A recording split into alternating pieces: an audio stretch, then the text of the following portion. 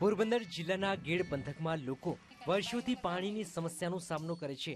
આ વિસ્તારના લોકો ચોમાસામાં પૂરના પાણીથી પરેશાની થાય છે તો ઉનાળામાં પાણી માટે 2 કિલોમીટર દૂર જવું પડે છે। ગેડ પંથકના ગોસા, ચીકાસા, નવાગામ વગેરે ગામોમાં પૂરતું અને નિયમિત પાણી ન મળતા સ્થાનિકો પાણીની સમસ્યાનો સામનો કરવા મજબૂર બન્યા છે। અહીંના લોકોનો દિવસ પાણીની વ્યવસ્થા કરવામાં વીતી જાય છે। તંત્રને આ અંગે અનેક રજૂઆતો કરવા છતાં તેનો કોઈ ઉકેલ આવી શક્યો નથી।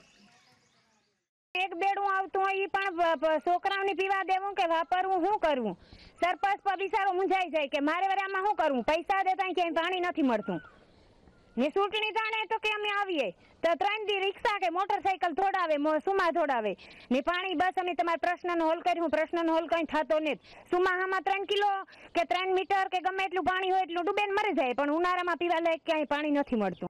છેલ્લા 8-10 વર્ષથી અમારા ગામમાં પાણીની તકલીફ છે અને ચોમાસા દરમિયાન અમારે એવી પરિસ્થિતિ હોય કે 8 થી 9 ફૂટ પાણી ભર્યું રહેશે ખેતરમાં અને જ્યારે ઉનાળાનો સમય આવે ત્યારે અમારે પીવાના પાણીની ભયંકર તકલીફ થાય છે। લોકોની પરેશાનીના ઉકેલને બદલે સરકારી તંત્ર મજાક કરતું હોય તેમ લાગે છે। અધિકારીઓનું આ અંગે કહેવું છે કે તેમને આવી કોઈ ફરિયાદ મળી જ નથી। તેમના કહેવા અનુસાર આ પંથકના ગામોને 22 કિલોમીટર લાંબી પાઇપલાઇન દ્વારા પાણી પૂરું પાડવામાં આવે છે જેના કારણે છેવાડાના ગામોમાં કદાચ થોડું પાણી ઓછું આવી શકે જેનો 2 મહિનામાં ઉકેલ આવી જશે। છેવાડાના ગામ છે એટલે એમાં થોડો પાણીનો પ્રશ્ન હોય છે। આપણે અત્યારે આ લોકો ગામોને શરૂઆતમાં છે ને ગેડ 2-3 યોજના અંતર્ગત પાદળની ઝોન છે, પછી લુસાડા ઝોન છે, એ લોકોને છે ને સવારે 7 થી 11 વાગ્યા સુધી પાણી આપીએ છીએ। ત્યાં સુધી છે ને લુસાડામાં જે અમારે સંપ આવેલું છે એમાં પાણી પહોંચાડીએ છીએ।